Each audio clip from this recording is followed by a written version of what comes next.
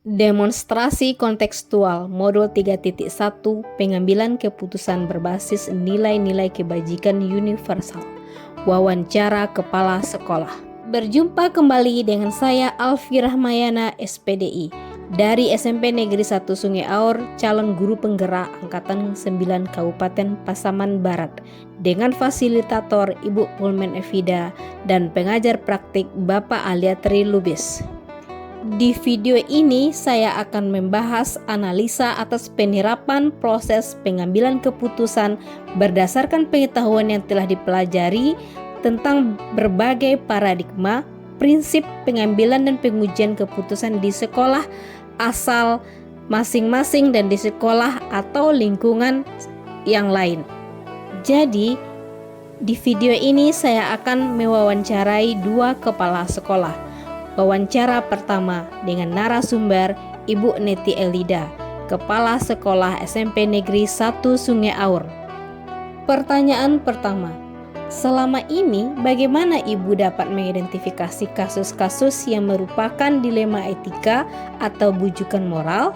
Misalnya, apakah Ibu pernah menghadapi situasi konkret yang bisa dijadikan contoh? Menurut Ibu Neti, dilema etika atau bujukan moral dapat terjadi ketika ada rasa kasihan kepada siswa di saat menegakkan kedisiplinan, di mana seorang guru memberikan keringanan sanksi terhadap murid yang datang terlambat karena berbagai alasan yang tidak begitu berat. Misalnya, murid datang terlambat karena terlambat bangun, atau siswa terlambat datang ke sekolah karena ditinggalkan bus. Kemudian guru memberi izin murid-murid tersebut masuk kelas dengan alasan kasihan dengan murid tersebut. Jika tidak diizinkan masuk, mereka akan ketinggalan materi pelajaran. Jadi dari kondisi tersebut terjadi dilema etika yang ditandai dengan adanya pilihan yang sama-sama benar, tidak adanya bujukan moral dan pelanggaran hukum yang terjadi. Sehingga untuk mengidentifikasi antara dilema etika dan bujukan moral perlu dilihat dari tipe kasus dan pilihan yang muncul. Pertanyaan kedua, selama ini bagaimana Ibu menjalankan pengambilan keputusan di sekolah, terutama untuk kasus-kasus di mana ada 2 kepentingan yang sama-sama benar atau sama-sama mengandung nilai kebajikan? Menurut Ibu Neti, selama ini dalam menjalankan pengambilan keputusan harus dimusyawarahkan dulu dengan para wakasek agar mendapatkan pertimbangan dalam memutuskan suatu permasalahan. Pertanyaan yang ketiga, langkah-langkah atau prosedur seperti apa yang biasa Ibu lakukan selama ini dalam pengambilan keputusan pada kasus-kasus dilema etika? Menurut Ibu Neti, langkah yang biasanya dia lakukan adalah meminta pertimbangan kepada para wakasek melalui diskusi tentang langkah apa yang mesti dilakukan. Dari hasil diskusi tersebut, dia akan mengambil keputusan. Pertanyaan keempat, hal-hal apa saja yang selama ini Ibu anggap efektif dalam pengambilan keputusan pada kasus-kasus dilema etika? Menurut Ibu Neti, hal yang dia anggap efektif dalam pengambilan keputusan adalah adanya komunikasi dengan bentuk diskusi atau musyawarah dengan para wakasek, guru, dan karyawan atau karyawati. Selanjutnya, pertanyaan yang kelima, hal-hal apa saja yang selama ini merupakan tantangan dalam pengambilan keputusan pada kasus-kasus dilema etika?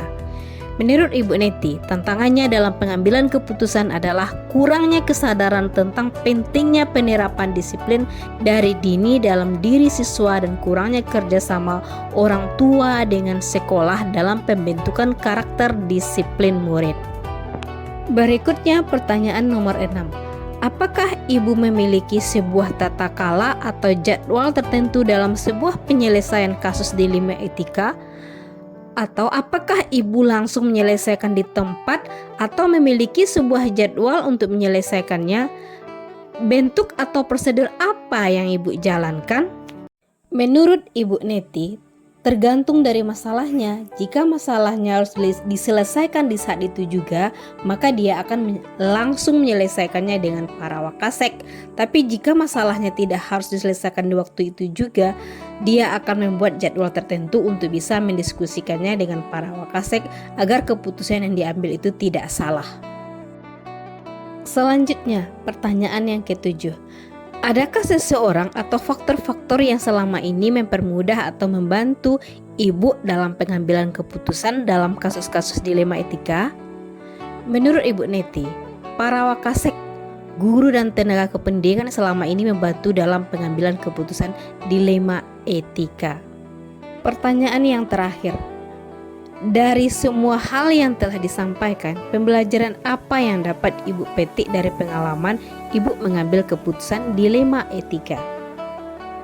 Menurut Ibu Neti, pembelajaran yang dapat dia petik adalah ketika menjadi seorang pemimpin, biasakanlah melibatkan orang-orang di sekitar kita dalam pengambilan keputusan yang berhubungan dengan permasalahan yang terjadi di sekolah, terutama orang-orang yang sudah diberi kepercayaan yang mampu membantu kita sesuai dengan bidangnya.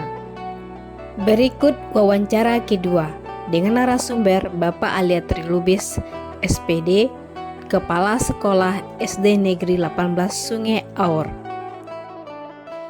Pertanyaan pertama, selama ini bagaimana Bapak dapat mengidentifikasi kasus-kasus yang merupakan dilema etika atau bujukan moral? Misalnya, apakah Bapak pernah menghadapi situasi konkret yang bisa dijadikan contoh? Menurut Bapak Aliatri, dia pernah menghadapi situasi konkret yang bisa dijadikan contoh dalam mengidentifikasi dilema etika atau bujukan moral.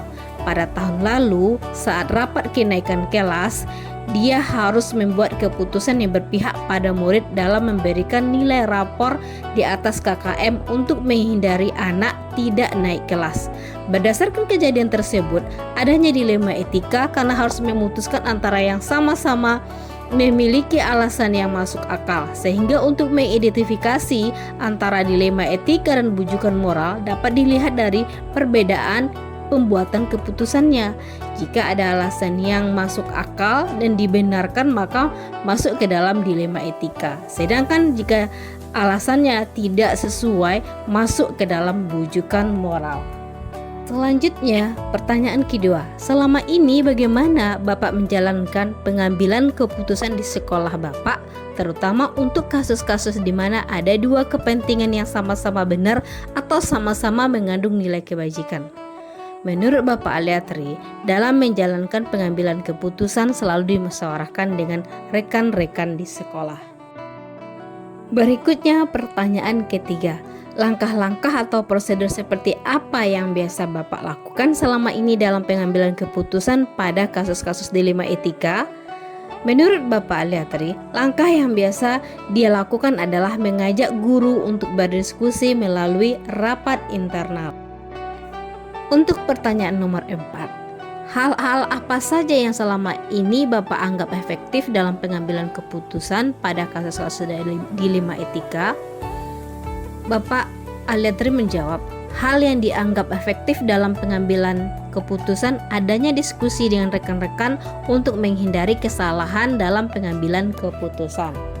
Selanjutnya pertanyaan yang kelima, hal-hal apa saja yang selama ini merupakan tantangan dalam pengambilan keputusan pada kasus-kasus dilema etika?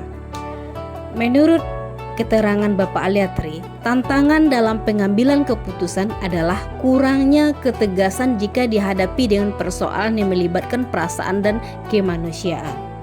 Untuk pertanyaan nomor 6, apakah Bapak memiliki sebuah tata kala atau jadwal tertentu dalam sebuah penyelesaian kasus dilema etika?